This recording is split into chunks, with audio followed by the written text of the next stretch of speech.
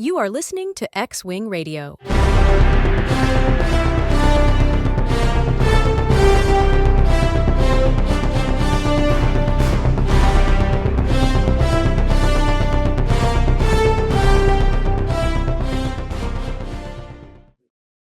Welcome back, Grand Army of the Republic.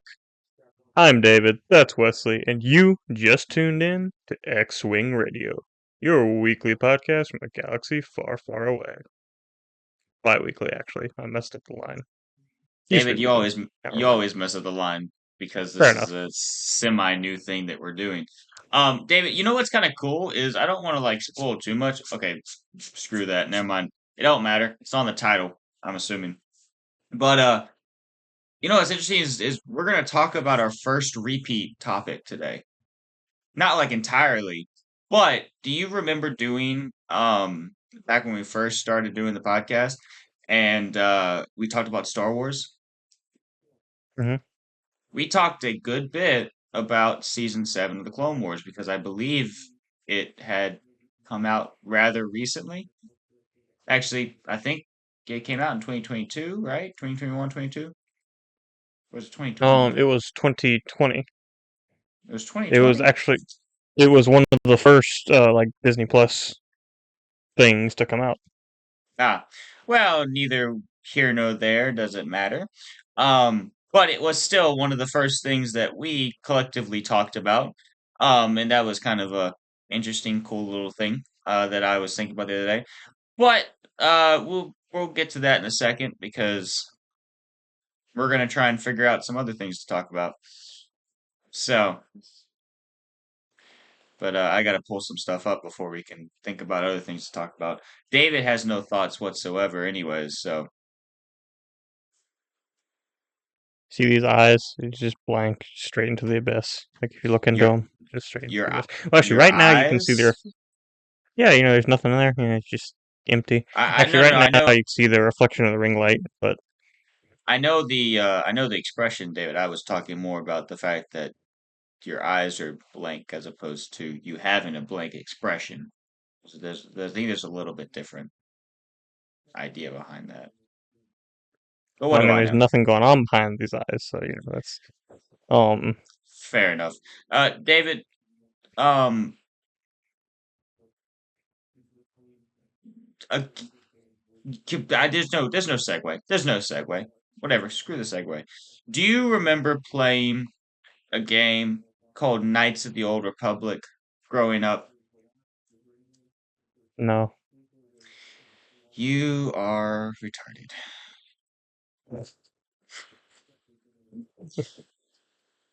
This video is already going to get taken down for that. But anyways, we keep it real here. Um, no, but like Okay. seriously. Fine. Fine. Continue. And stop. And you gotta answer the question. Hmm? You gotta answer the question. There's a question. I I did can't answer the continue. question. I did answer the No, question. not honestly. I want an honest answer, not a David, I know you had a hard day. It's been a hard day. It's just one of those days. It's been hard. Oh But gosh. like, but you gotta be honest with me, okay? Do you remember playing a game called Star Wars: Knights of the Old Republic? I know Vaguely. what the I I know what the answer is. Vaguely, you don't remember that much about it? I mean, I remember the story. I don't really. You I don't don't remember really playing remember. it. Yeah, no. Okay, okay. Well, what do you think of that story? It's honestly probably one of the best Star Wars stories out there. So, what would you think if someone or Star Wars themselves were to take that old game and readapt the story in a new game with new graphics? Maybe like I don't necessarily know if this would be the case, but like let's say you put like uh um Jedi Fallen Order and Jedi Survivor graphics on a story that is Knights of the Old Republic. How would you feel about that? They're gonna ruin it. You'd think it would ruin it? Still? Like I'm saying, the story, like I, the I, story's I the don't same. I don't I don't I don't trust Disney to do anything. They're going to change the story if Okay, they do that. okay. Let's say this. What if so you're not wrong about that? What if it's not Disney though? Like, what if legitimately it's the same story and it's just updated new graphics? Like, let's say some gaming studio actually has the guts to do what we want as opposed to what they think will make them money. If they do it right, it would be awesome. But Yeah. they're not going Well, to do it right. I think about a year ago, David, okay, so maybe a year or two ago, the idea of that a remake was in talks, and then it apparently was shut down. Well, recently, as of this post I see here is 6 days ago, it says the remake of the Knights of the Old Republic is still in development. Uh, some chief creative officer, Tim Wiltis, has confirmed it. Now here's the thing, David. I don't actually know who is making this. Oh, Delveto. There's no T in there. Delvo, Interactive Chief Creative Officer. So whatever that is, apparently is someone's making a remake of this. Um, I will say this, David. For the purpose of my question, you are being very difficult. I do Try. agree. I know. I do agree with you that more than likely it's going to get ruined. Um, because that's just the way things have been going recently with Star Wars. Everything just has to get ruined. But I would love to see a remake of this because, like, okay, so I'm playing through the game again, um, just because I wanted to, and it was completely unrelated to any of this, and then I just started playing it, and then this came up. Um, but I mean, it's not bad. The graphics aren't bad. Um, the uh, the style of play isn't bad. But it could be better, and with updated Mm, graphics, could be a lot more fun. The combat is a little outdated, and stuff like that for modern games. But it's all in all not bad. It's just it could be better. So I would like to see them do this, but like you said, I do fear that they probably will just end up ruining it. mm. Now, what are your Yeah, thoughts on? and Go ahead. I was saying it's weird that with this game they were making it and they canceled it and then they're making it again. Yeah. So that also is like, just based off of that, I don't know. What are your thoughts on or what would your thoughts be on the canonicity of this game? Like, okay, technically, Jedi Fallen Order, Jedi Survivor, those are canon to the Star Wars universe. So games can be canon. Is this a way that you would like to see Darth Revan become canon? I mean, it would not. Well, It actually, he's honestly, already it's canon. Never mind. This story to but become honestly, it's canon. so far in the past that it honestly would not affect my current canon Yeah. at all. What I'm saying though more so with that is like um because like okay, I misspoke there a minute ago. Uh Revan is I believe mentioned, maybe seen in a holocron in Rebels. So they Mm, did canonize him in Rebels. Um and so he is a canon character. More so a lot of like what he did would be more so canonized through a game like this, potentially. mm. Um, but yeah, like you said, it has very little effect on the modern Star Wars universe. But um, but yeah, it would be interesting to see a game like that. Hey, do you know apparently Star Wars Celebration happened recently or is happening soon? I did not know that. Not surprised though. Uh, That's Are you just pretty much looking through news articles? Yeah, well, I have there's a Star Wars news page I follow on Instagram, and I'm just kind of looking through Hmm. interesting art things that they have here. Oh, But see, it's kind of pertaining to what we're talking about today, because it says that at Star Wars Celebration, all four episodes of the Siege of Mandalore arc of the Clone Wars will be screened live on the big screen. So that would be pretty cool to see. I don't know. Do you know where Star Wars Celebration is? Is it like out in California or something, or like does it move around? Like probably. Hang on, let's see. we'll have to go someday because that'd be kind of cool to go and do all that stuff, see all those things, maybe even get to meet some of the the different people. Oh, you want to know where it is this year? Where? It's in Japan, Well, let's go to Japan, David. Apparently, Hayden Christensen's going to be there. and Anthony Daniels. Yeah, but Hayden Christensen. Yeah. Anyway, what are we supposed to be talking about today? Star Wars Celebration. It's a Okay, celebration of so Star Wars. that's in April, and we're gonna be going. It's in April. Ooh, we got time. Yeah, It's only March. yeah. What? It's March. David, It's where did 21st. Yep. March? Yeah, where did March go? It Well, actually, when just this comes out, will it still be March when this comes out? I don't know. wait, Hang on. wait. We're a week ahead, right? Technically, Yes, right? yes. So So no, it will it will not. Well, be. no, it will be March. It'll be the 31st.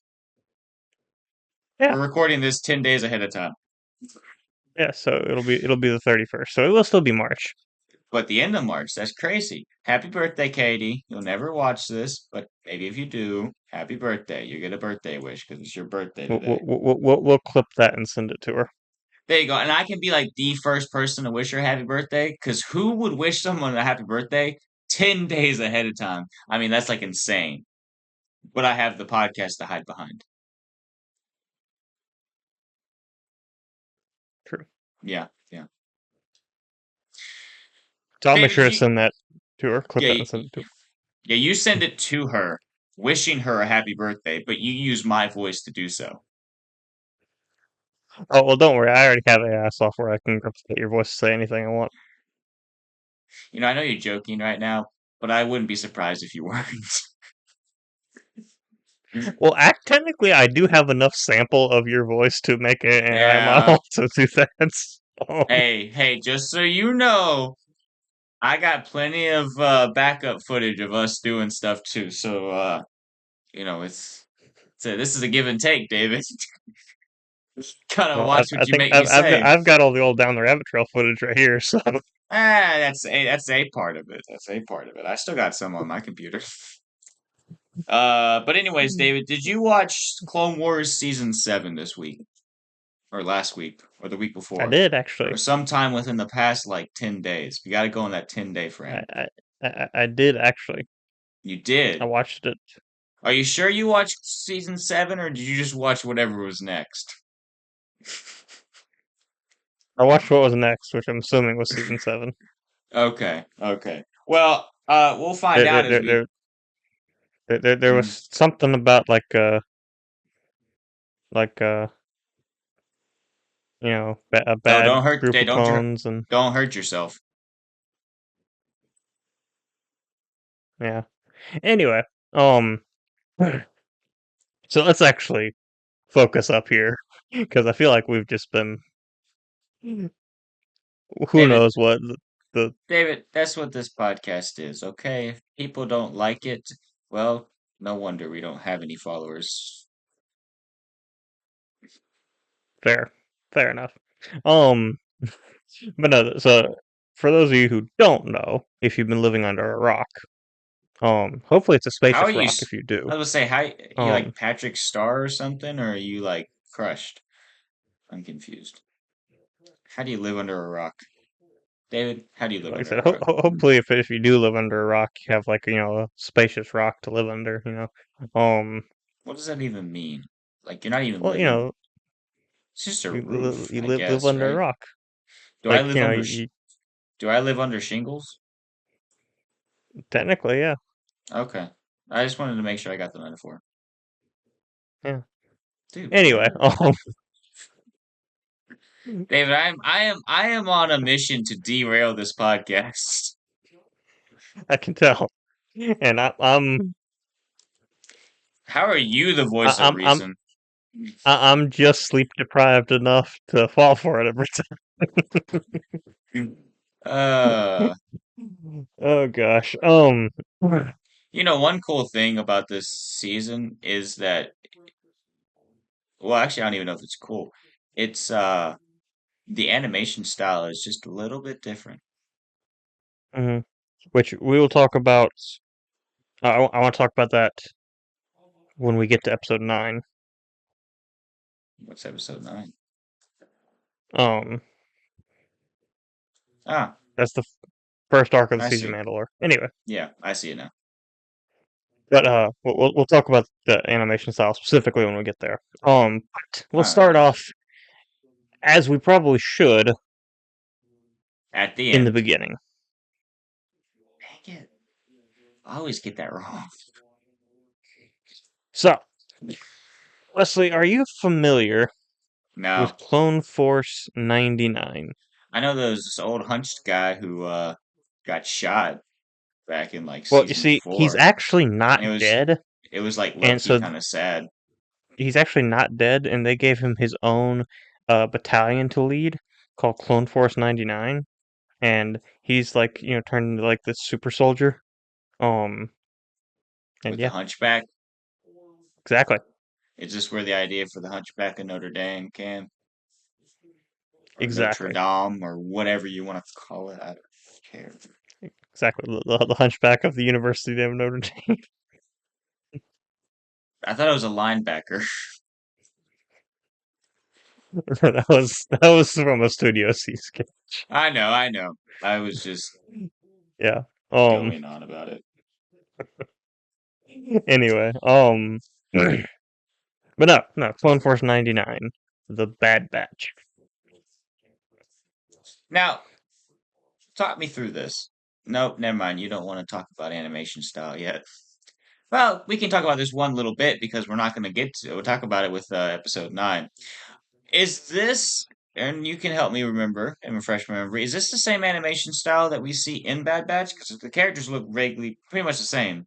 So is this what they used when they went over it? I mean, it I pretty much think looks the so. same. I think it is at least close. At least Yeah, the models are at least the same. yeah, yeah. But yeah, so we get to see Clone Force 99. We get to meet him for the first time, which, obviously in Bad Batch we learn more about like them and stuff like that. But it's interesting that it's like, okay, how long has the war been going on and we're just now meeting this group? Hmm. It's like, I mean they mentioned how I think this is the first time Rex has met them, but also like Cody has done some missions with them before. So, Hmm. it's like there's not like there hasn't been clones that we're aware of who do this stuff, like who do missions with them. It's just we haven't ever seen those. They haven't done work with the 501st pretty much because I Yeah. know Cody and the 212 are in Clone Wars a lot, but Yeah. really Clone Wars is about the 501st. Yeah, it's about Anakin and the 501st. Um, Yeah. like all of Star Wars is about the Skywalkers, it's the same thing here. Now, one thing I will say that is interesting. So you can talk on this or correct me if I'm wrong in this, but the inspiration for the Bad Batch comes from the Star Wars Commandos, which we did get to see those. I think 2 seasons ago with Hmm. Commander Gregor. But Yeah. this is kind of where the inspiration, or they kind of came from that, and kind of this is we didn't get commandos, we got them instead, essentially. Hmm. Which, okay, I know we need to actually talk about story, but Now we don't have to. People can watch it.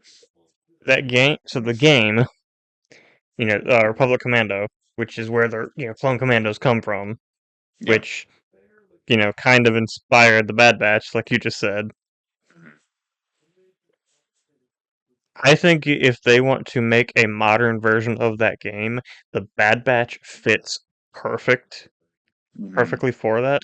And okay, so imagine a game, and make it canon set before these 4 episodes about the Bad Batch. You play as Hunter, same way you do in Republic Commando. You play as the commando, the commando captain, and you can actually say you know okay, so you have you sequences where you're fighting a lot, and then you have sequences with some semi puzzles where you're like, oh, we need to get I need someone to hack this terminal. You can basically uh you know site and lock onto it and say tech go hack that terminal, or Yeah. wrecker go force open this door, Yeah.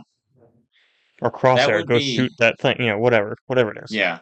That would be a very cool thing to see, a very fun game to play Mm, if done right. If done right. That's a big if. mm, Um Now, also one thing I do want to get mentioned before I we dive into the story, which the stories for any of these, they're each, so there's, let's see, one, two, there's 3 arcs in this season, and they're all 4 episodes long, and mm, they're pretty easy concepts of stories, you know. Um but they're drawn out over a couple episodes. And so mm, like there won't be a whole lot to get into specifics with it. But we'll talk a little bit about the story here in a second. mm, But anyway, so one thing I wanted to mention was they reference that Hunter is a sergeant. mm, So I don't know if they really go into much of that throughout any of the Bad Batch episode, TV show, because I don't necessarily remember that. I actually was also finding that when I was watching through this, I don't remember a lot of the details of this season. There's a lot of things that I didn't remember from this. So it was good to mm. rewatch it. But anyway, so he's a sergeant. Also, they don't really report to anyone. um they report to themselves. Yeah, but like he's a sergeant, but that also has like no meaning because of the fact that he is the commander of his, unit, you know. So, like, I mean, Yeah. I don't know who necessarily assigns them missions, but uh it is interesting how like they start talk about like not necessarily reporting to anyone. And then also like, the fact that he's a sergeant, being that he's also leading his own. I mean, it's only a group of 4 guys, him included. But you'd think that maybe he'd like at least be a captain or something like that, you know? Because also they're special Hmm. forces, technically, I think. So, you know, Yeah, I I mean mean, it is interesting. they're Clone Force 99. You know, very similar to like uh the 501st. Like they have their own designation. So you'd think that he'd be a little bit higher than a sergeant, but it was just an interesting little thing that I wanted to throw out there. Also, maybe too big of a can of worms to get into, but you know, so if he's a sergeant, if we're applying real world like army ranks to this, that'd mean he's enlisted. But do they make a distinction between enlisted and officers in the Grand Army of the Republic? And also, what would that distinction be? Would that just be like extra training? Like, I know all the clones have to go through training, but do you have to go to like officer school if you want to be an officer? Like, Well, did you think Rex have about to go to officer school? that too. Like, okay, on the ships, right? Some of the Hmm. ships they have officers, and then they also have the clone troopers. So it's like, what's the difference? They're all clones? So how does some of them end up with this? How does some of them end up with the other thing? Is it a genetic thing where they like wired certain of them to be Well, better okay, at like this or that? I know like Rex and Cody. are supposed to be like some of the earliest batches of clones. Yeah, So that it makes sense that okay, they're higher ranking because they have the experience. yeah. But It's like a thing with in season one with that one episode, they call them shinies, because they're right out of the Camino factory. So, like you said, they don't have the experience, you know. And then as they prove their worth and they prove that they're, can but think outside the box, they kind of get promoted and move up a little bit. So, like you said, with Rex having and Cody having more experience, they get promoted. But to your but point, then we also see in Attack of the Clones that there are already like sergeants and lieutenants and captains, yeah. or and So is that a commanders. I mean, matter of Yeah, yeah, so is that a matter of maybe having yeah, so like yeah, like you're saying, what distinguishes between, all the different ranks? Like why? like did they actually have to go through like more training than the other clones And to you'd be think considered an if the an officer? if the I don't know. Kaminoans were as good cloners as they say they were and are professed to be, that like you couldn't even do a thing where um like, okay, we're going to give you a test because, theoretically they would all be like relatively similar Well, on like all the different areas if they were cloned correctly. realistically, I get what you're saying. In all honesty, any like quote unquote training that the clones go through should realistically just be okay, this batch is exactly how we program them. Check them off. They're ready to go. Yeah, yeah. Which is interesting. Okay, going back to I think it's season two when we touch on the group from that first episode there and they're in the Citadel or whatever, not Citadel. They're cadets. The episode called Cadets. In that one, they all have different ways of thinking. I mean, we see that throughout all of Clone Wars, how they all have their own way of thinking things. And so it's like, okay, I get that they're clones and I get that you want them to be individuals, but there also has to be some kind of an overlap there, you know? Like Hmm. they all have to have like they can't just all look alike. That's not what necessarily just makes them twins. Unless which this could very easily be the case, they simply just take the DNA of Jango Fett and make a million different, quote unquote babies out of it and just accelerate the growth. And, it's as if Jango Fett just had a ton of twins or, what I'm saying? Like had a ton Hmm. of kids and they're all, that could also be the case. And then it's just certain of them pick up certain things faster. And it's just all like they basically created their own like species essentially, which that could Hmm. very well be the case. I am not well educated on the genetics of cloning in Star Wars. No idea about any of that stuff. Never dove into it, but just a thought. You also have to wonder what would happen if they had like clones that are born with like genetic mutations or something. Like Clone Force 99. Exactly. Which is what Boy, we're supposed to be talking about. boy, shut up. Nobody likes me. Try to keep us on track. Also, you I was brought this trying to up. I was trying to segue us back. I don't like segues. They're a really bad way to get around the mall. Unless you're a mall cop. Fair enough. Point made. All right, David, what's Um, the story of this first arc? What's the story? well, you see, um, I the don't see. bad guys are winning because they have a new secret algorithm. So the clones have to go to YouTube headquarters to destroy the. Oh, wrong algorithm. Sorry. David, you're about to get your explaining rights revoked. So okay, so it starts off on crap. What planet? I wouldn't try to remember the names. It starts off in the they're on a planet trying to win the battle on the planet, and of course they're up against Admiral Trent. He's the spidery looking guy.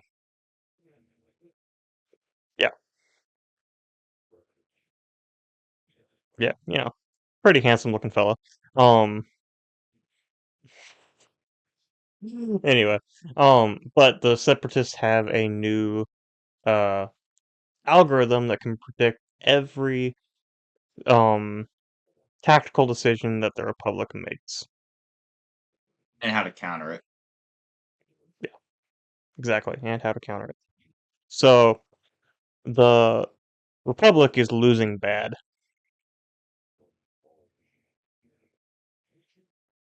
Because like they really suck. bad, because they do suck. But come to find out, do you know what this algorithm is? No. Okay, well, we'll take a guess. Just the wildest guess you can take. It's a monkey hooked up to a bunch of tubes. Close.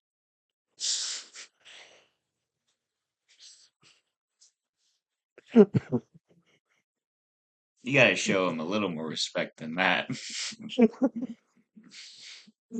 It's a So genetically it's modified monkey. thank you. Gosh. No, okay. So it turns out that remember back when in the Citadel arc when Echo died. Nope. Who's that? The ARC trooper Echo. Okay, well he died, Oh, except he didn't. boo-hoo. Oh, well, I was about to get fake sad about it, but now I'm fake not sad about it. It makes sense. Oh gosh, To be fair, David, you started this. fair You know, enough. there's a couple easy ways to sum all this up once we get to that point. Essentially, we have two episodes of them going to save Echo, and then once they do, they save the day and start winning the war. Um, Interesting things to note on in these episode arcs. Obviously, having watched Bad Batch, and if you've listened to our channel any length of time, then you've heard us talk about Bad Batch. Um, then you know Echo is part of the Bad Batch. So at the end of this arc, he goes with the Bad Batch because he's not exactly a reg. Uh, he's been through some stuff. He's been through more than the regular trooper. He's not going to fit in. Mhm. Um, Now, but one thing that's interesting about all this is Anakin's role in these episodes. Specifically, the little details of like when he confronts Admiral Trench. Um, he kills Trench by the end of all this. Mhm. But the interesting part that I saw from it was just the anger that you could see um that Anakin had. You know, like Trench made the comment how it's not the Jedi way to like hurt me, and he was like, "Yeah, well, I'm different," and then proceeds to like torture him. Just to get the information that he needed. And it's interesting to see how just like maybe how calloused the war has kind of made uh Anakin. That is an interesting thing to think about is like you look at Anakin, you're like, man, how does he go about um doing all the awful things that he does when he becomes Darth Vader? And it's like, okay, well, there's a ton of different reasons why you can bring up, like just the regular emotional ones of, you know, he kind of got into this because of the slippery slope that was Padme. And, you know, I mean, beforehand, even his mother, the attachments that he had to both of them. And, he kind of got to this place because of that, and it kind of was a slippery slope. but like you can also think of it too as like just the amount of like obviously they're killing droids on a regular basis, but we see Anakin kill a bunch of sentient beings throughout Star Wars or Hmm. throughout the Clone Wars, and And I think given how close this arc is to Revenge of the Sith, mhm, it's honestly kind of, you kind of see this, like I said, it's probably, I don't know, given the way the character models look, it's still probably a couple months out yeah, this from being specific one, Revenge of the Sith, but still, we're close to Revenge of the very Sith. very close. Um, So we probably in less than a year we go from Anakin here to Anakin killing Dooku. yeah. Well, one thing Um, you also got to think about with it too is when we first see Padme and Anakin re-meet in Revenge of the Sith, they talk about the Outer Rim sieges, and right? that's where And they are. Yeah. that's where they are right now. So obviously there's a fluctuating time frame, but when he gets done here, he goes and on the Revenge of the Sith line of things. Actually, so I guess it has to be. I don't know. I feel like Revenge of the Sith probably could probably take place over the span of probably nearly a month, maybe. I don't know. The timeline of Revenge of the Sith itself is kind of unclear, but Yeah, it could take place obviously, over a span, over a larger span. yeah. Um, The I'm just only frame of reference would be Padme with her being pregnant, but exactly that's kind of what I'm obviously, thinking here. yeah. But given that we're in the Outer Rim sieges right now, Mhm. I would say it can't be any more than let's say like 7 months before Revenge of the Sith, because Yeah. Well, obviously, you yeah. know, um, Padme in this was not uh extremely pregnant. It didn't look like, but I think they kind of were going for the look of her having somewhat of a bump there. mm, Maybe slightly unnoticeable. Um, and so yeah, I do think that you know, we're definitely inside 9 months. yeah, Uh and probably closer around to the at this point in time, maybe around like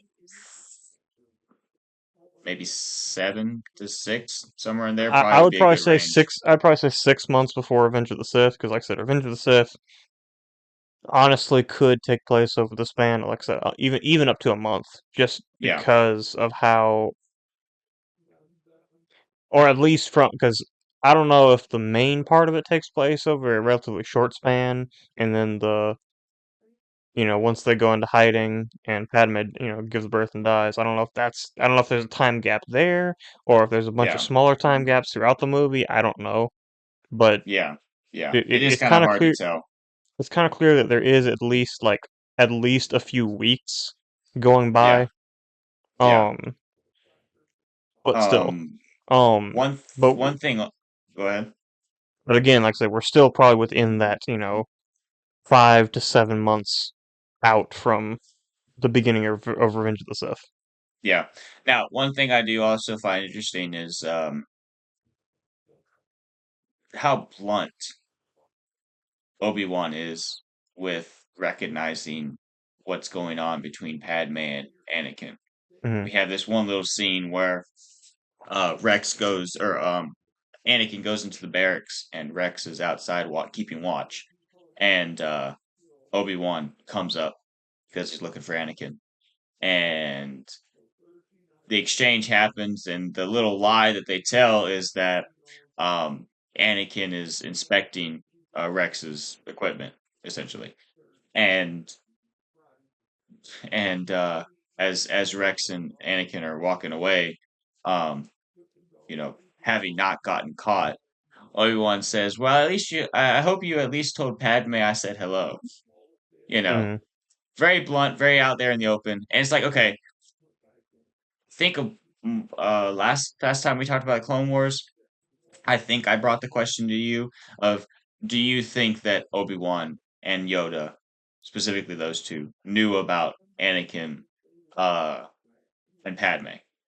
Now, I think it's pretty clear from Revenge of the Sith that Obi-Wan did know about it. He may not know that they were married, but he probably did know that they were romantically involved.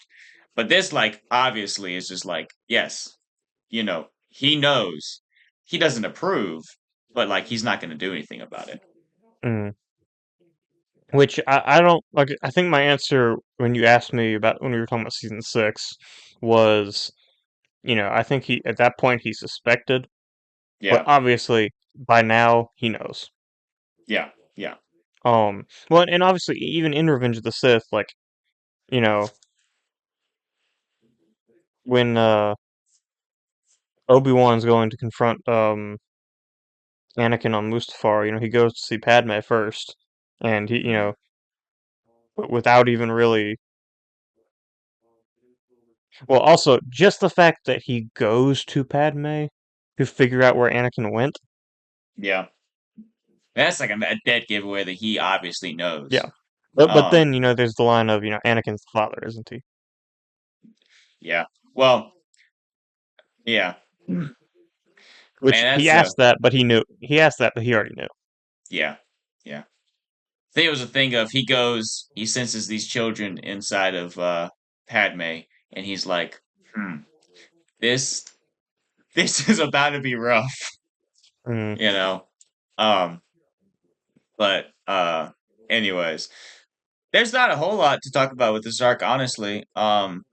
Unless you have things that you can think about. But it's our introduction to the Bad Batch. We get to see Obi-Wan and Anakin briefly. And we get to see that Rex is not a good. Maybe that's why he's a captain, is because he doesn't really do well taking orders, at least from other clones. But yeah, moving on, I mm. guess. Yeah, I mean, honestly, it's a backdoor pilot, but it's still one of the better arcs in this season. And You why I know, say that, I know what you're getting at, David. And I want to make this comment how there's no bad arc in this season. There mm, are better arcs. There's top tier, but every arc in this is enjoyable in its own way, mm. but for different but reasons. but this next arc is the weakest. Yeah, I, I don't think anyone would argue that. Um, yeah.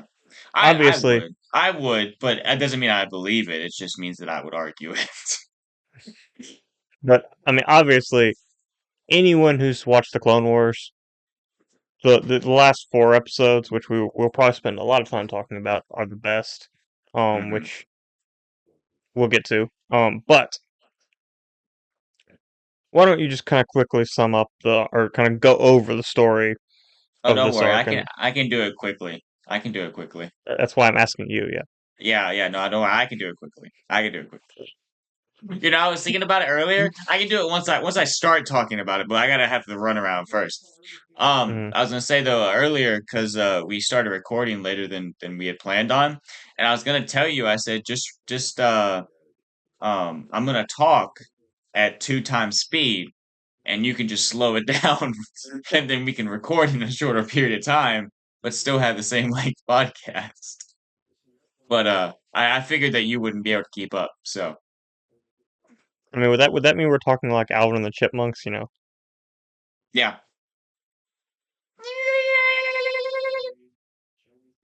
You kind of cut out there, but probably not for your recording. But I don't think that's how Alvin and the Chipmunks actually talk. Alrighty. Alrighty. So, Ahsoka is on her own. She's no longer a Jedi.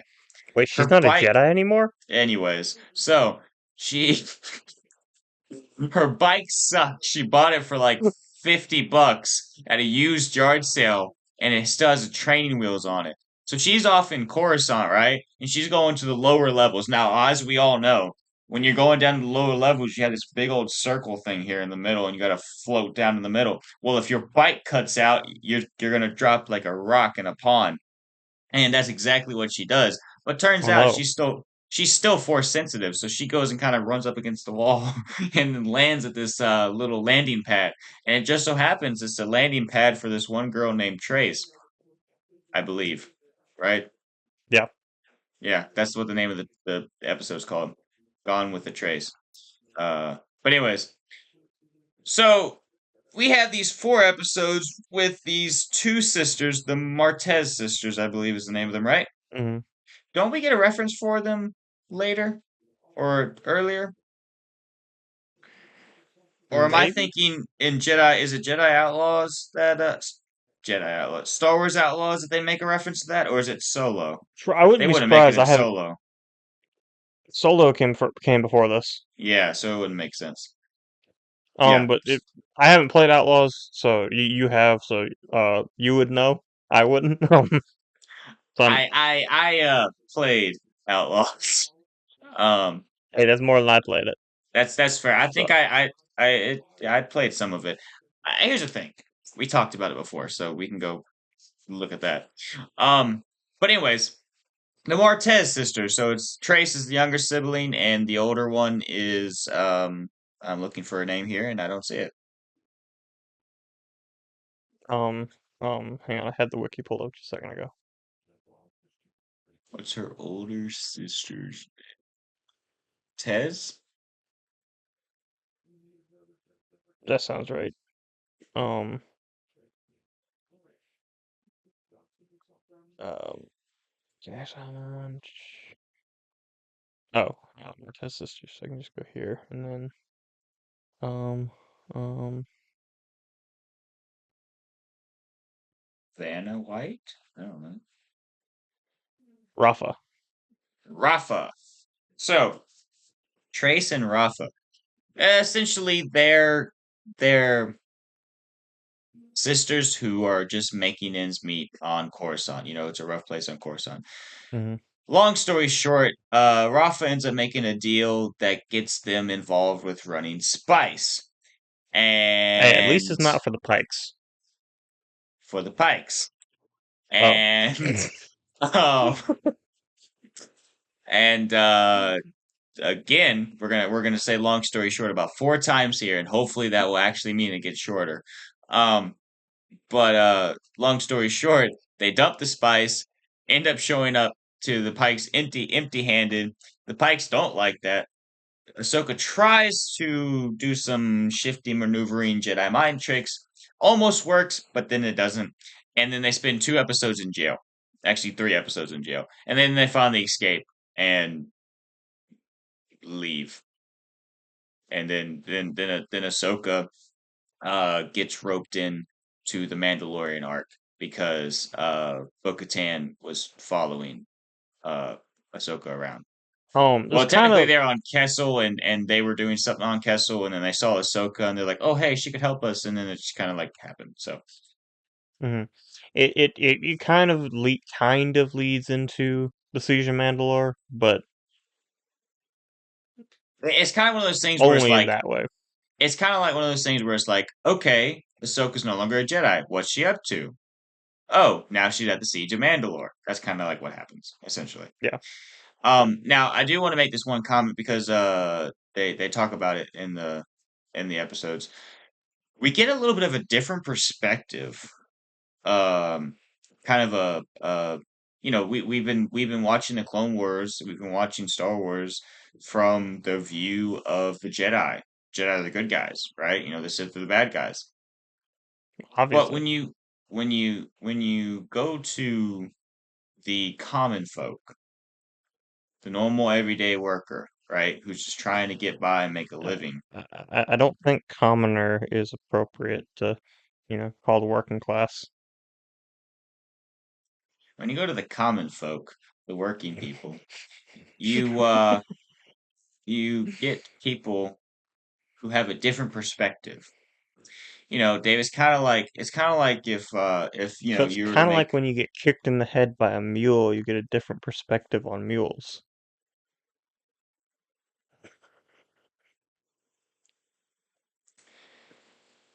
they don't look as kindly on Mules. uh you're making my point from the beginning of the podcast.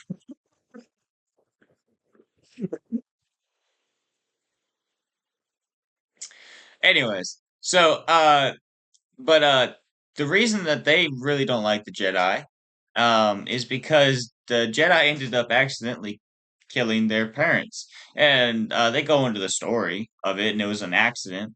But they also didn't provide any like, condolences or anything for. Like they were just like, haha, we are detached from emotion, so you should be too. And it's like, okay. But anyway, so it's one of those things where you kind of get to see a little bit different perspective. Like even within the realms of like um of the empire taking over here in not too long of a time. Like, what would the perspective be for the common person? Like, sure, sometimes some planets had imperial occupation, but like, what about all the way down in Coruscant? How much did life actually change in the underbelly of Coruscant when the empire took over? Like, did it really change? I doubt that it really did change all that much. And it's just like there's thing. It's just. It's. I mean, it's not the same. It's not the same because the Empire stretched to galaxy wide, so there's a lot more to go over. The Republic stretched to galaxy wide, but it's very similar to like our daily lives in America here and the changing of the presidents on a day-to-day basis. Not much is affected. Like on our Mm. day-to-day basis, not much is affected. But there's a few policies here and there that come in that will affect our daily lives. That there's, mostly like financial things, with how the economy is going and all stuff like that. But like all in all, most of the time, just a change in the president does not always affect our day-to-day lives significantly right away. You know, and you kind of got to look at that perspective because we're looking at it from the Jedi's point of view. Well, not everyone likes the Jedi, but even to that point, like not everyone even cares. It doesn't Well, affect them. from some people's point of view, the Jedi are evil. Well, from my point of view, you're an idiot. I feel like this episode, especially, has just been one of us is staying on topic, and then the other one is trying our hardest to completely derail the conversation. Yeah, well, it's my turn to derail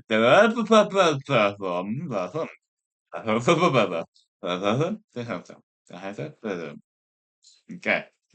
Now that we got that out of our system, it's my turn to derail the conversation. It's your turn to talk about dumb stuff.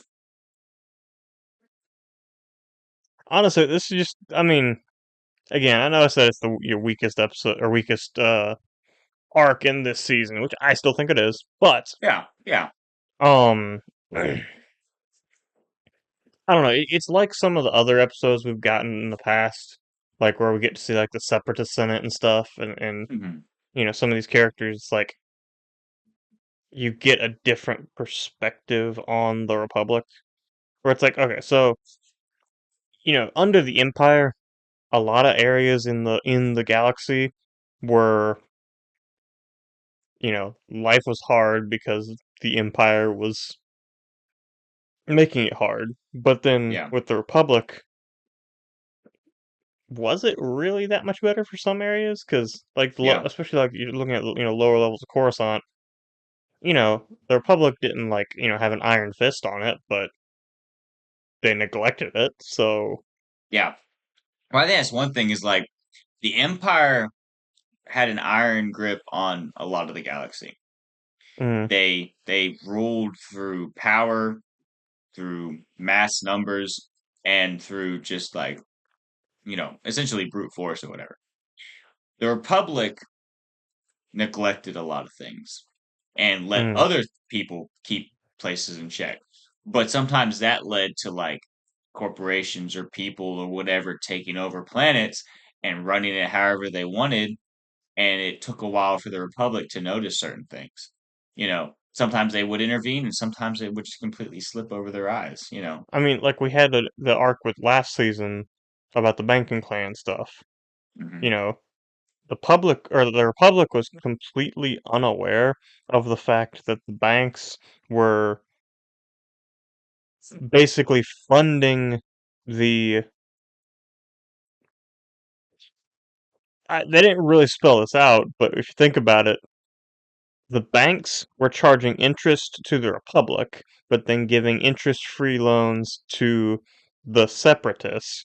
So the banks were basically making the Republic pay for the separatists, or like pay fund the Well, separatists let's talk because about this, David. Do you remember watching Attack of the Clones and the scene on Geonosia where they have all the separatist leaders in one room? You know, mm, there's a Mune in there who represents the banking clan. mm, The banking clan was separatists.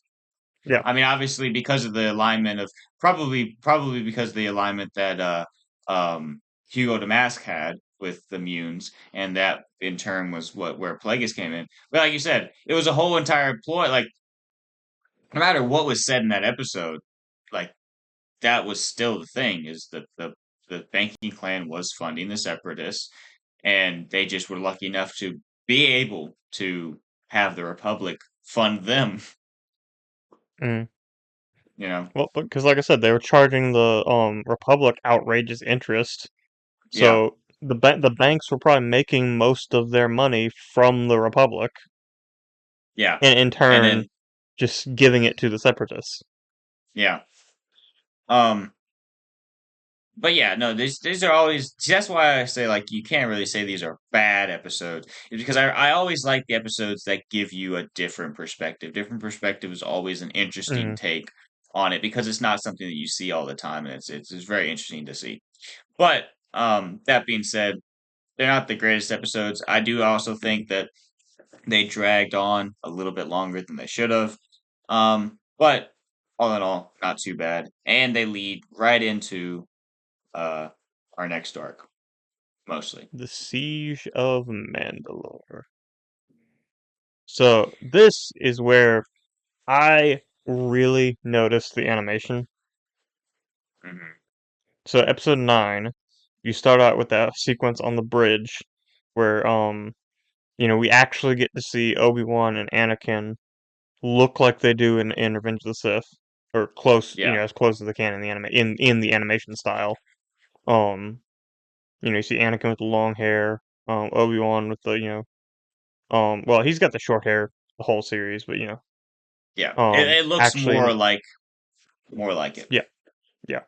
Um, but the animation style in this like opening sequence of episode 9 was amazing. Like compared to the rest of the series, it was Yeah. really, really good. Now And I I will know say this for it. Sarah made the comment. Um, there are some times that it would give like an uncanny valley look to it, and I do agree with that at certain points. But all in all, like it still was really well done, it and you was can definitely see the difference between them when you've watched through all of so. it. I think the biggest thing with this and the animation style here, or the animation here, so the style is obviously still the same, or at Hmm. least very close. But I think the animation itself was a lot more fluid Yeah, yeah, and I because mean the these are semi-realistic, mm, looking because models. early Clone Wars, the animation was good, but early Clone Wars, especially after having watched this, if you go back, early Clone Wars is kind of janky. Yeah, yeah, definitely agree with that. Um, it made subtle improvements every season, but then look at this: we have This, a like 8 year gap between season 6 and season 7. yeah, They're going to have made improvements. yes, definitely, definitely. And the thing is like this still isn't even that bad. Like well, like the parts of like okay, you know, getting used to the animation. It's not that hard. You get into it relatively quickly, and it does look really good. Mm. All in all. Um, well, I'm glad you took that long to notice the animation. I noticed it in episode 1, you doofus. But Well, okay, I did too, but I think that opening sequence in episode 9 was the like best animation, honestly, in the whole show. Mm, They really took their time in that like opening scene yeah. to make things a lot more Um, fluid. But so to kind of jump a little bit into the premise of these 4 episodes, do and then you we can dive more one into question detail. one Go ahead. question maybe with this. Do you want to do the whole premise of these episodes, or do you want to go one by one through the episodes? Because I feel like they all Actually, kind of let's go. have Let's go. their Let's go one by one through the episodes. yeah, they all have kind of their own individual story, despite the fact that they're linked.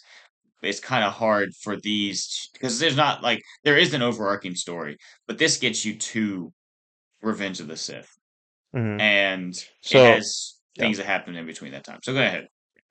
So yeah, this episode of course starts off Obi-Wan Anakin, uh, like literally right before Revenge of the Sith. Mm, yeah. And then so they after they win this battle, they go back up to the their Venator, their ship, and Ahsoka's there with Bo-Katan, Mhm. asking for help to liberate Mandalore from Darth Maul. Because as we left off that whole storyline in season 5, Darth Maul had just killed Pre Vizsla and taken the dark saber, and he had the Prime Minister is basically his puppet. Um, so he had basically taken control of Mandalore, and he was back on Mandalore actually. Bo-Katan's informants, she had information that Maul was back on Mandalore. Mhm. Because he'd been doing his own thing, running all these criminal organizations, but he's back. He is back on Mandalore. So Ahsoka and Bo-Katan are there asking for help, Um, but something yeah, else comes up. You know what that is? no. Well, apparently, apparently, um, Do you actually have the facts on this, or is it just apparent? apparently, Coruscant is being invaded, Uh, and the Chancellor has been taken prisoner. Now, one thing I do want to point out. So, Obi-Wan mentions that the Chancellor's been taken prisoner, and he mentions Shakti lost contact with the Chancellor.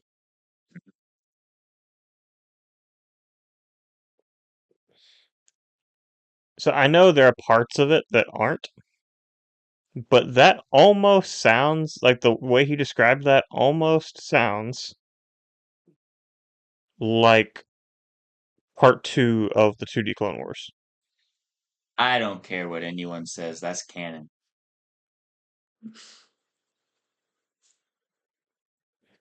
I'll find the workaround one of these days. At I feel least like it's that one. part, you know. I feel like it's one of those things where like it may not in and of itself be canon, but like you said, there's parts and like even if it's not necessarily like the entirety of it, when people make Star Wars and then when they make this, they probably are looking at that and being like, okay, so this is what's happening. How do we translate that to what we want over here? Like I kind hmm of feel like they more or less, and like if there's something that they're like, oh, I have a great idea, it doesn't fit this, they're probably going to be like, okay, we're doing this idea, but like for the most part, I feel like it's kind of a like not necessarily a template, but like kind of a thing that like that they can look at. Kind of like, hmm okay, this is what's happening. Okay, this is what we're doing. Yeah. Um. But it's canon. Yeah. So there's that whole thing. But so Obi-Wan and Anakin, of course, have to um, rush off to Coruscant because they have previous engagements to be in Revenge of the Sith. Um, They should have thought about that before they started a war. yeah, yeah. Anyway, so they have to go, but Rex can stay because uh He doesn't He's have not those in Revenge of the Sith. obligations. Yeah, Yeah. yeah. Um. So Rex. Or basically, Anakin's solution to this, to still help Ahsoka and still go rescue the Chancellor, is to split the Because 501st. yes, but problem, problem.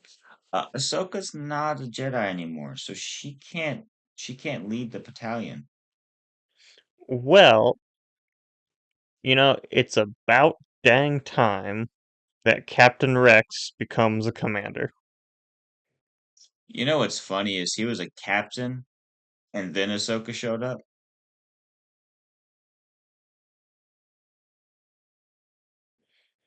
Hmm. Why wasn't he a commander before that? But yes, you're right. We have Commander Rex, and as everyone calls her, Commander Tano.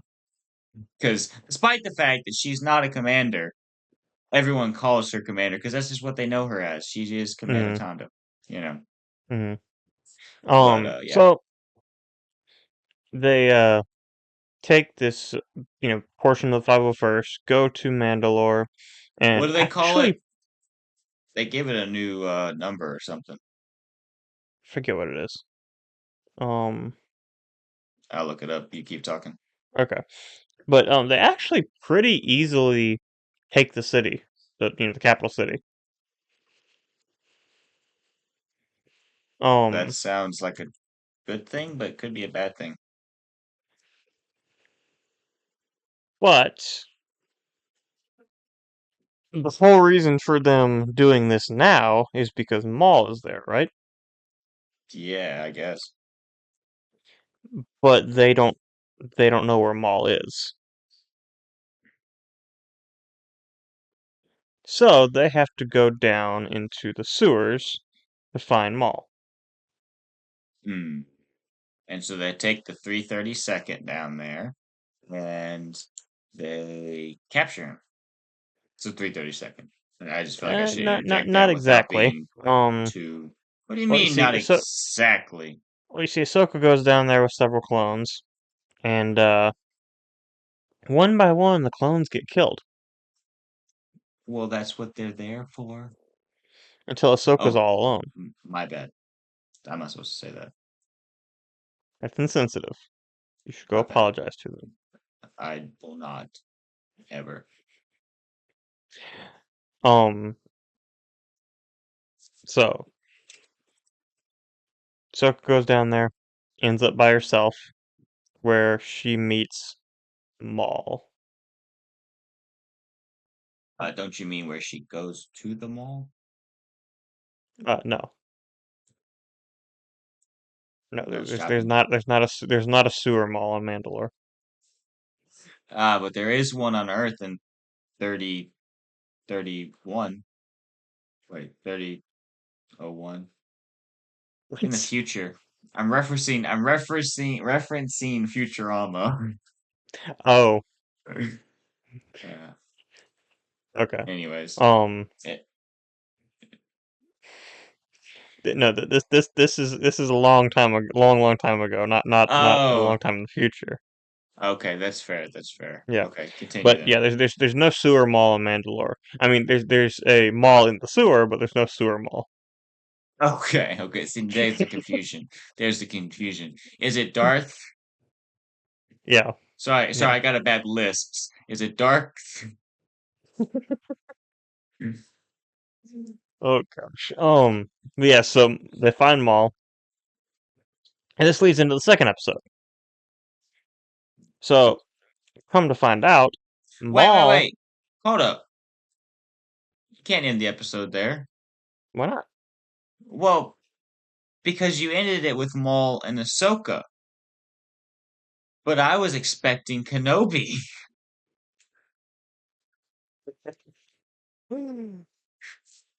Yeah, that's how the episode ends, and then we come immediately to that point in episode two, where we find out that Maul's plan was actually to get Kenobi there, and also for Kenobi to bring Skywalker. What's the one with Skywalker? Why does it care Uh, about him? well, y- well, you see, I don't know if you knew this, but Maul No, used to be a Sith. I don't think you can. I'm not gonna. I'm gonna say something, but you need to mark this because you might want to cut it out. I was gonna say, uh, a Bith. I didn't know you could change your species.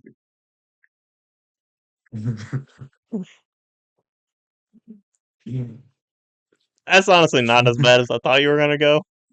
Oh, Yeah, but it could be bad. What do you think I was gonna say? honestly, honestly, who's gonna listen to this? Fair enough. Fair enoff. What And of the people who do listen to this, who's gonna make it this far?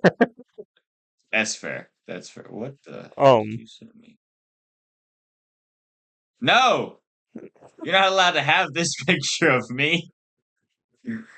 well, I Sarah sent need me that one, so I need to find out what you're doing. All right, let's continue the conversation. um, It's so at the Maul. hour 13 mark.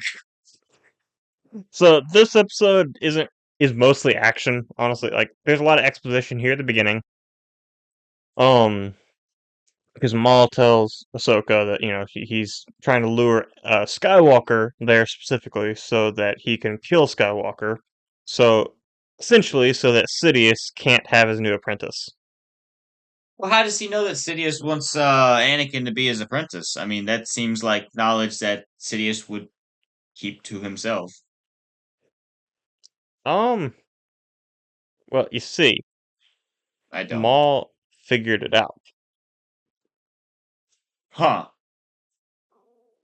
Okay. Any more explanation? Probably. Okay. Cool. Um. Now that being said, you mentioned this being mostly action. Um, that was Maul's plan was to lure, um, Anakin there essentially and kill him, Hmm. but he can't do that now because Ahsoka's here. Hmm. So instead, he thinks maybe him and Ahsoka team up, Join me, maybe and together do a we can rule little. the galaxy as father and son. I don't know what voice you did because you tried to go through like three of them. Um, but he's like, join me, we'll go do some killy killy, and then we won't have to worry about the galaxy being, you know, bad or that bad, bad bad. But Hmm. obviously Ahsoka has morals and she brushes her teeth, so she obviously cannot be Maul's apprentice. Hmm. So they fight, which is Yeah, honestly one of the best duels in Star Wars. period. Period. Yeah, Just clarify that, not in Clone Wars, period. yeah, one of the best duels in Star Wars. Yeah. Um, which I don't know if any of the other duels in Clone Wars were, but this one was mocapped. I know you've seen the clips of Sam Witwer talking about it and Hmm. talking about this duel with how like in Clone Wars I think they did their best to try and keep to uh Ray Park's mannerisms, I guess, with the character. Hmm. But like in this, you can tell, because Ray Park did the fight The choreography mocap, for yeah, this, did the mocap, yeah. that's what it's called, did the mocap for this, you can see him in it. Like you can tell it's him. You can tell Hmm. Maul is Maul, you know. Like Sam Witwer gives all the credit to Ray Park for playing Maul and is Hmm. like I just say the lines, he brings Maul to life kind of a deal. Which Sam Witwer Hmm. is definitely way too modest about what he does in Star Wars, but all credit to Ray Park for or is it Ray Park or Ray Park, right? Yeah, Yeah, Ray yeah. Park is the actor. Yeah, I said it too many times that it didn't sound right. But yeah. anyways, Which they also did the same thing in Solo, because that was also Ray Park yeah. physically portraying Maul, and then Sam Witwer was doing the voice. David, have you ever knowingly seen Ray Park in another film? I honestly don't know if I would know. Um, I want to fact check this because I've heard this, but um, I can pull up you his know, IMDb. no, don't do that, don't do that, because I'm just really quickly fact checking this. Um, but you know a guy from the X-Men franchise, think like way back, right? By the name of what, like Frogman or something like that. Oh, you mean Toad? Toad. Yeah, either way, it sounds bad. Apparently, that is Ray Parks. Huh. Now, I'm quickly looking that up to confirm that because I've heard that not yeah Ray Park. Okay, it is him. Um, but yeah, I had found that out a while back on some like reel or whatever, and I was like, huh. I honestly would never have known that was him, and I probably never would have recognized him in any of his other stuff because I just kind of know him as Maul, not necessarily, his face or anything like that. You know. Yeah, I don't know, you get to a point where with that much makeup for, playing Maul, you Yeah, honestly wouldn't be able to tell exactly. anyway. Which I forget the guy's name, but I think it's the guy who played Silver Surfer in like the Fantastic Four movies. But like he plays roles like that all the time, like roles where it's like, a ton of makeup or like mocap or something, Yeah. on a CG character. So he plays a lot of roles in like live action movies, but Hmm. he doesn't actually use his own face, Yeah. which honestly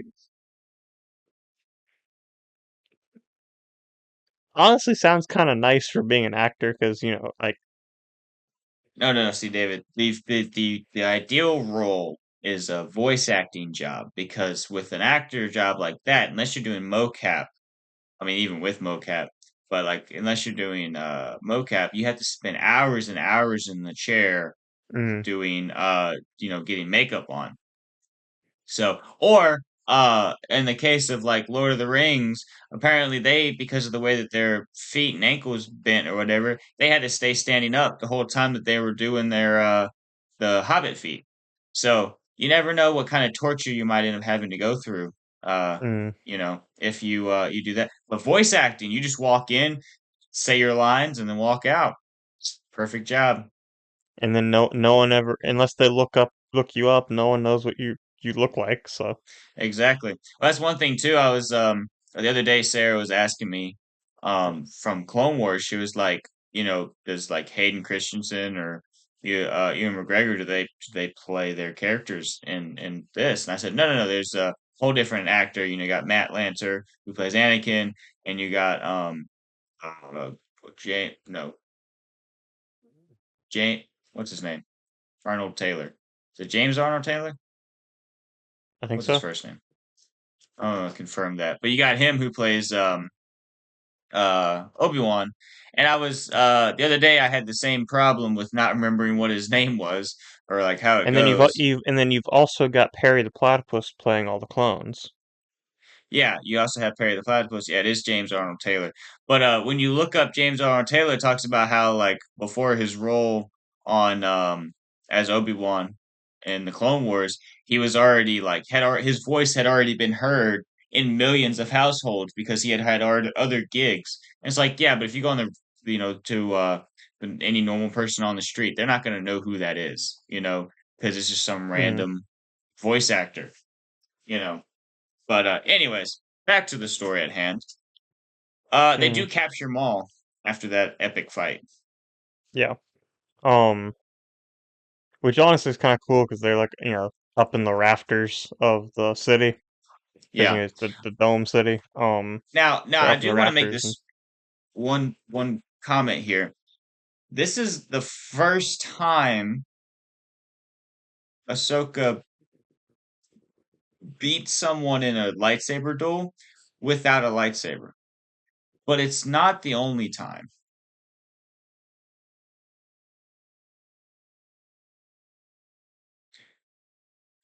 They kind of like they kind of made Ahsoka a little OP in these last couple episodes, not gonna lie. Like it has its foundation, so like I don't mind it. Like I love it honestly.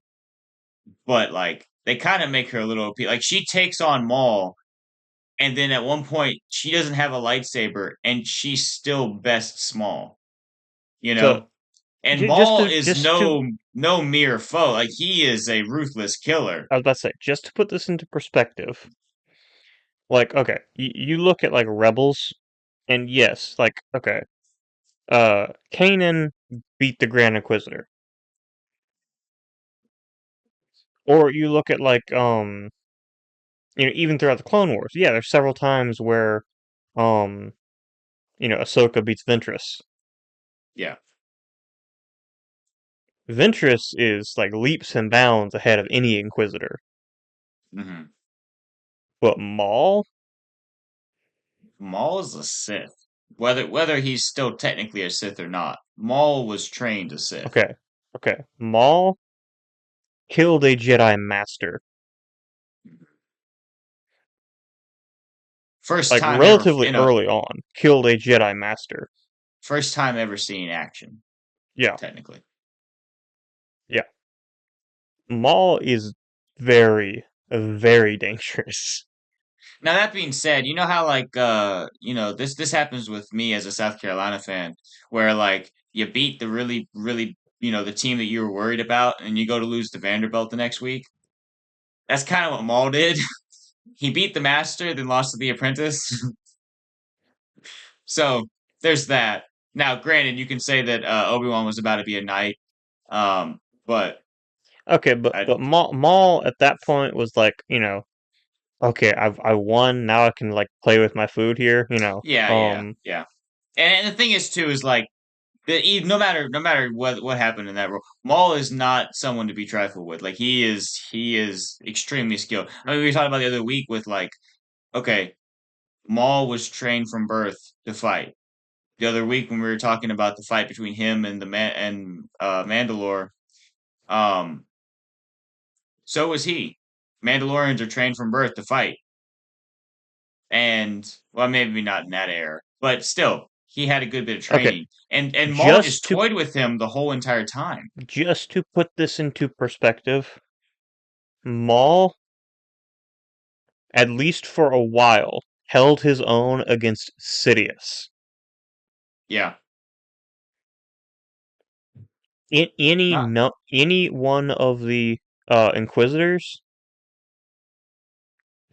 which was the whole point of them, actually sticking, be letting the Empire still or the Emperor still letting them, hang around. Any one of the Inquisitors, Sidious or Vader, could have like destroyed. yeah. And same thing, There's honestly, same thing with Ventress. I think if mhm, you'd put Palpatine and Ventress up against each other, there wouldn't have been a competition. yeah. I think there's very few people that if you put Palpatine up against them, that there would be a competition. Hmm. Now that being said, though, I do want to make this one little comment here. There was this interesting little scene in Revenge of the Sith, very little scene, not even very well known, but where the Jedi go to arrest the Chancellor, and Hmm. he dispatches three in a matter of like 10 seconds. Hmm. Jedi Masters on the Council. These are like supposed to be the best of the best, essentially. Dispatch. I mean, obviously, there's a little bit of the surprise element, but like still, he's so fast. He moves so quickly. They don't even have time to register it.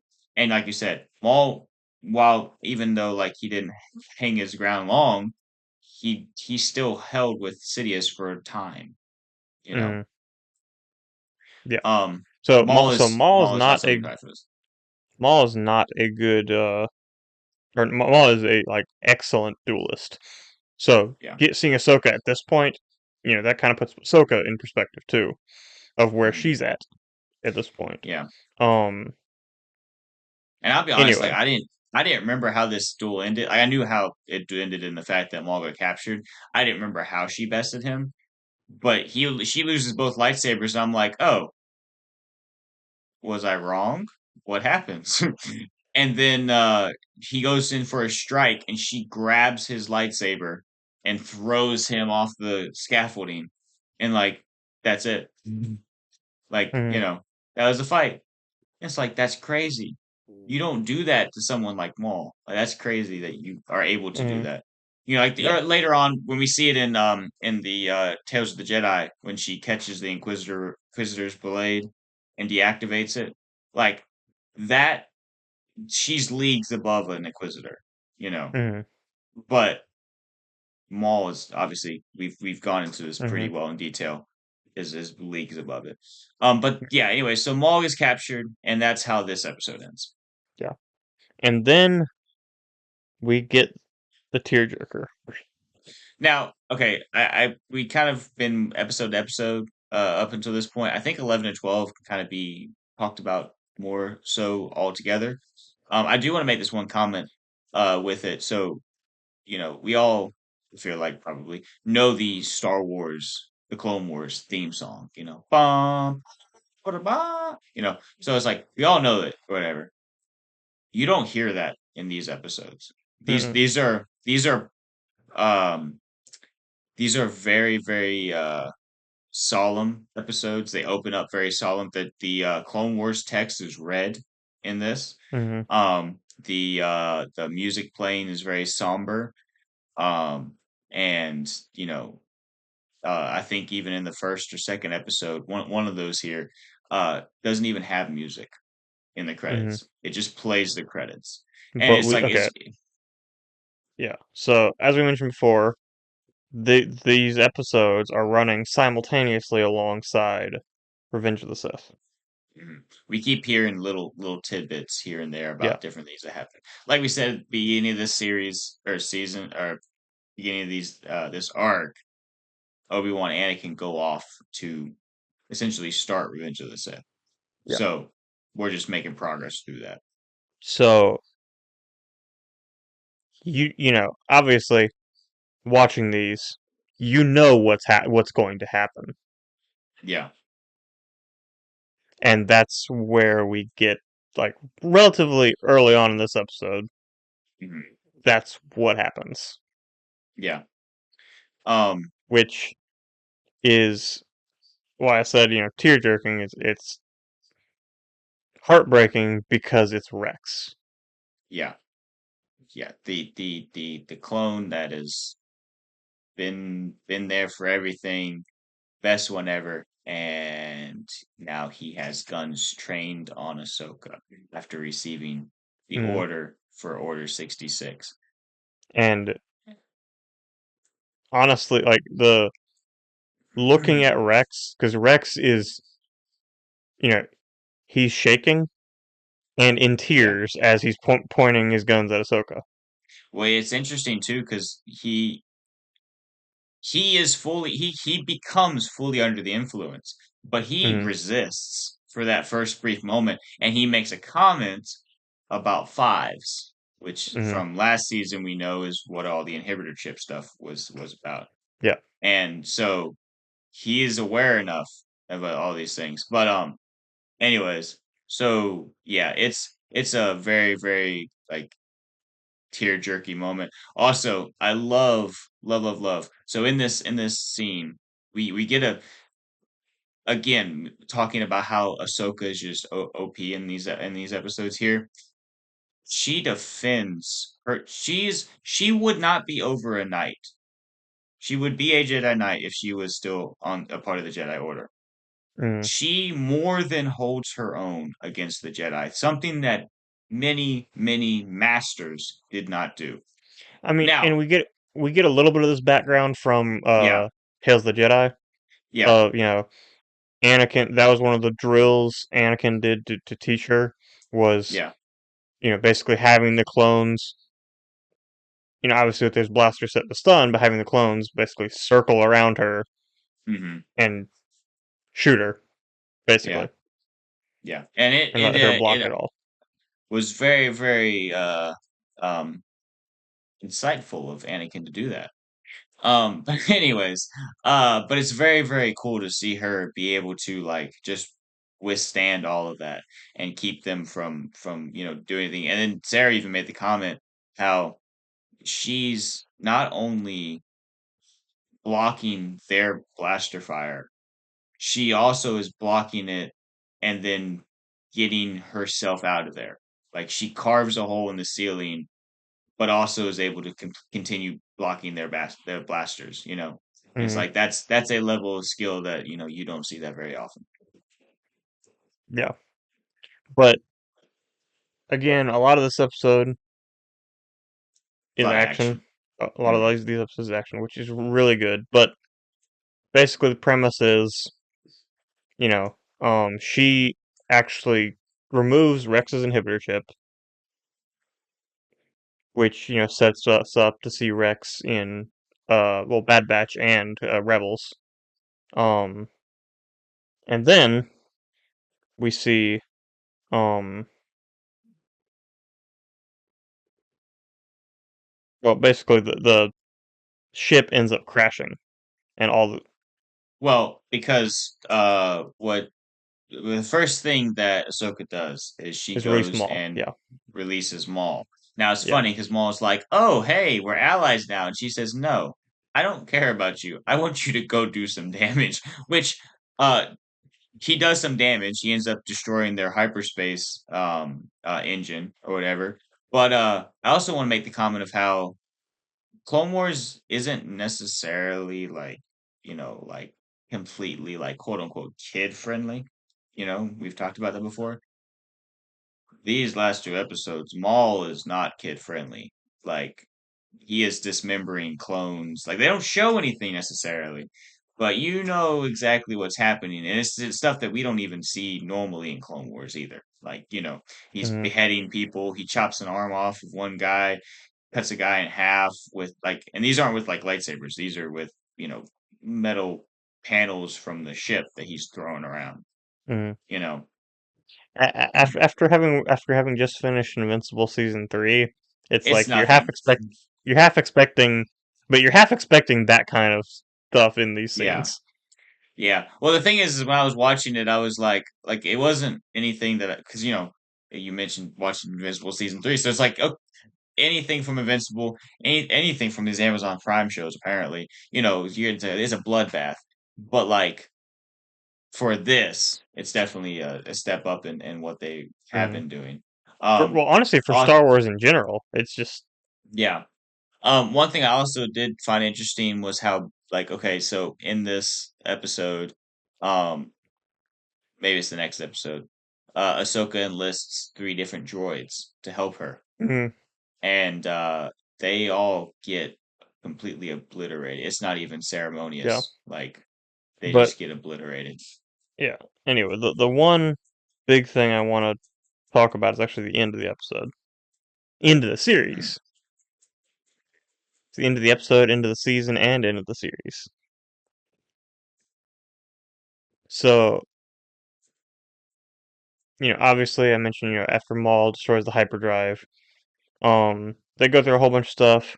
Rex and Ahsoka manage to get off the ship before it crashes, but all the clones on the ship end up dying, and this includes Yeah. Jesse and all the other Now, clones. question here: is Jesse the only one from the series that we see actually turn on the Jedi, I like think so, fully turn? Yeah, unless you include that's Cody. Yeah, yeah, Cody's from the 212. We don't care about him. yeah, right. Because all the other clone, like main character clones, are dead at this point. Well, except for Echo, but You either die a hero or live long enough to become a villain. Mm-hmm. It rings so true. But Yeah. anyways, But that scene at the end of the episode, with where after the ship crashes, Ahsoka and Rex go out and put all the clone helmets on basically spikes to kind of honor where they all bury the all the clones who died. bodies, Yeah, and as like markers for their graves, they put their helmets on the sticks. yeah. And then Ahsoka leaves her lightsabers, and then we see Vader show up. Obviously, at this point in time, it's been a long time since this has happened. So, but Yeah, yeah, but yeah, it's that scene. Honestly, is probably the best way they could have ended the series, yeah. but it's it's another one of those moments. It's like this is like honestly kind of deep. What's also interesting too is, you know, right before she left, Anakin gave her those lightsabers. Now, in these episodes, she's using a blue lightsaber.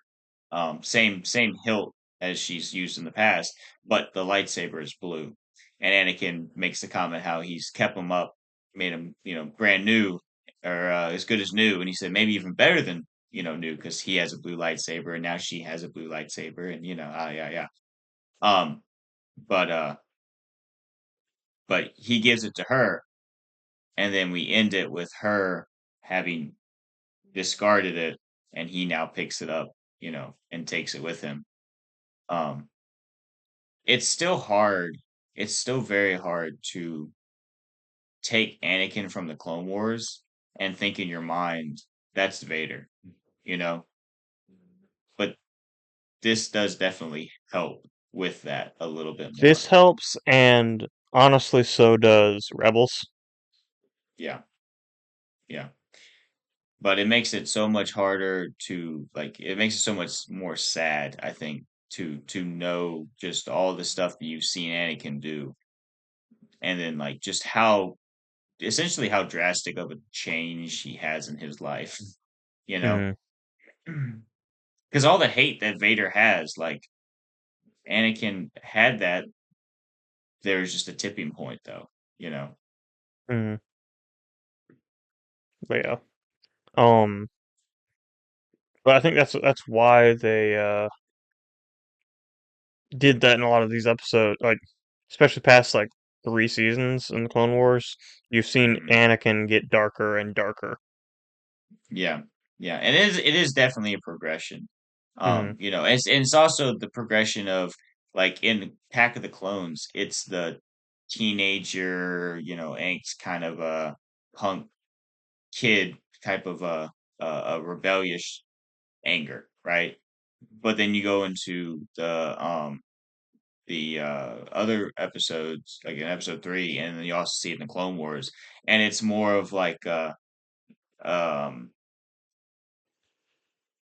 it's an emotional anger, but like you know what I'm saying? Like it's you can justify it a little bit more. It's not just like, oh, the world's against me, or I'm Hmm. pouting or whatever. It's like, oh, like you've made a grown man mad, not a little, you didn't make a little kid mad. No, you made a grown man mad over here. And Hmm. he just kind of starts building up that anger and building it up, and it's like, it makes him darker and darker as he Hmm. is building up more and more. And also just unable to control his emotions because the Jedi never taught him to necessarily deal with them, just to Yeah, subdue them. but honestly, us talking about these 4 episodes doesn't do them justice at Oh all. yeah, yeah. If Well, you have not seen these 4 episodes, go watch them, and then go watch Revenge of the Sith. um, yeah, like yeah. it. You made the comment how like with episode 10 and then basically episode 10 through 12, very little plot like to explain, mostly action. The action Mm, is great. which The emotion is but okay, okay. great. So in But episode 9, it sets up the kind of the actual plot for these episodes, but really, the plot for episodes 10, 11, and 12, if you want to understand the plot, you have to watch mhm, Revenge of the Sith yeah, yeah, you definitely have to because understand they the go hand in hand. underlying. Yeah, and this was made building off of Revenge of the Sith. So watch Yeah, Revenge of the Sith yeah, first. But this definitely is really cool to see because by the time this had come out, we had already seen Rex in Rebels, correct? yes, yes. So we already knew that Rex was like we knew he survived Order 66 and all that stuff. And I think in the series they also talk about how he said I never betrayed my Jedi, you know. And so it's like, okay, well then what happened?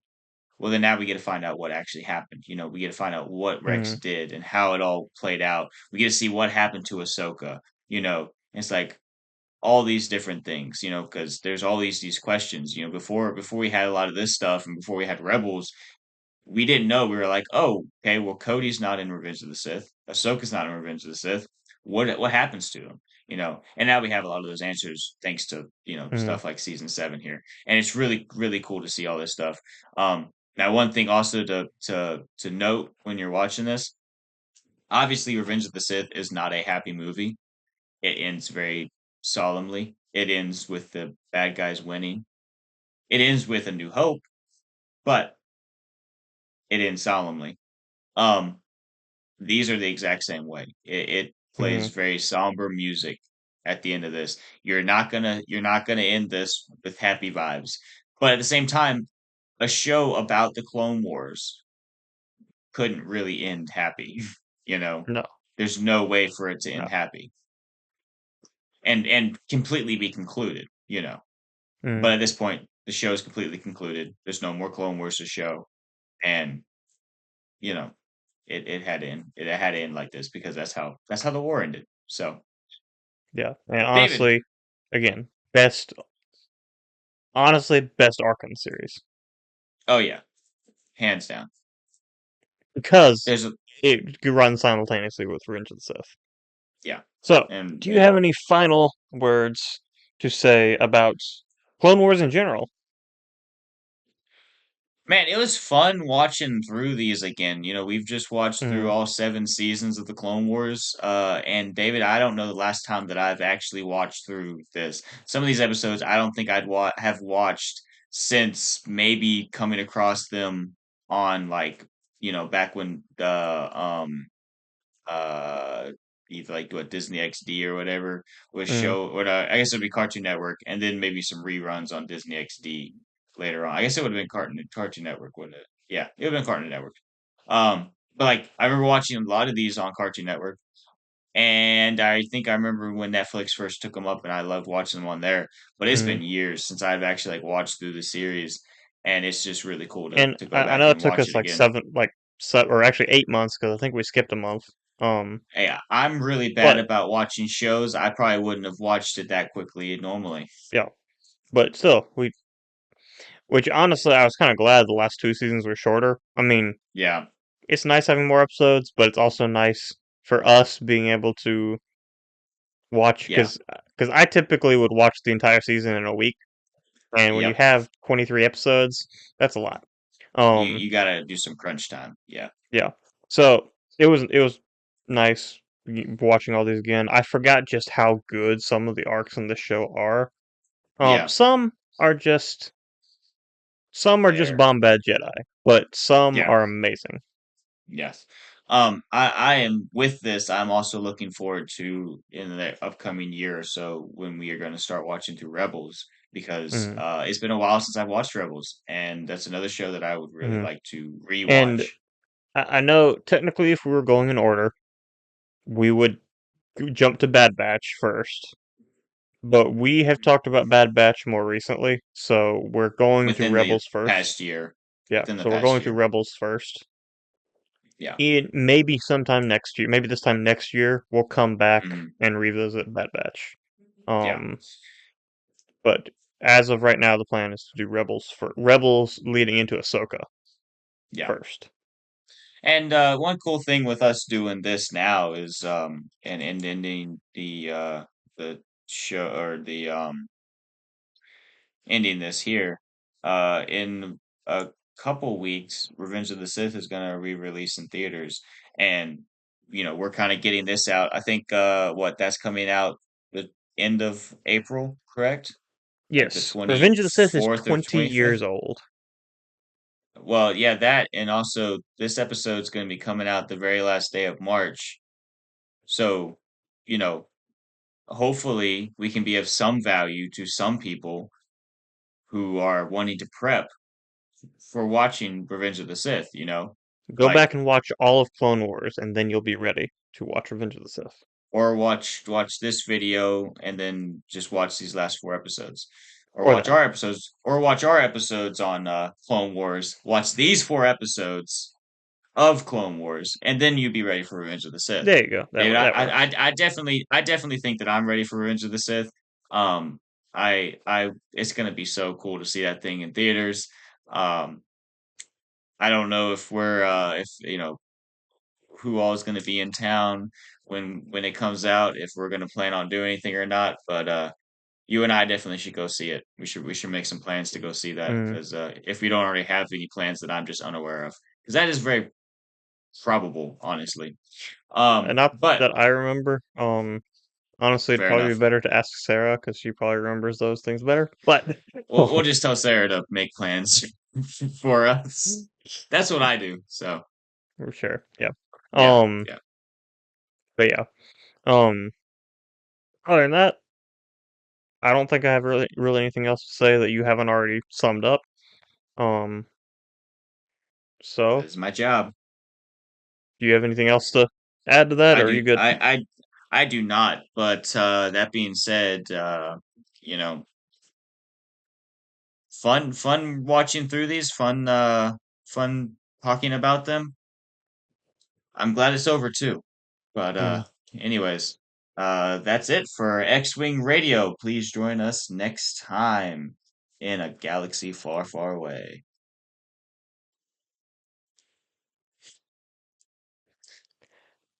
I'm not gonna say it this time. I'm gonna hang up on you. I'm not gonna say it this time. I promise. Then don't. Now this is podcasting.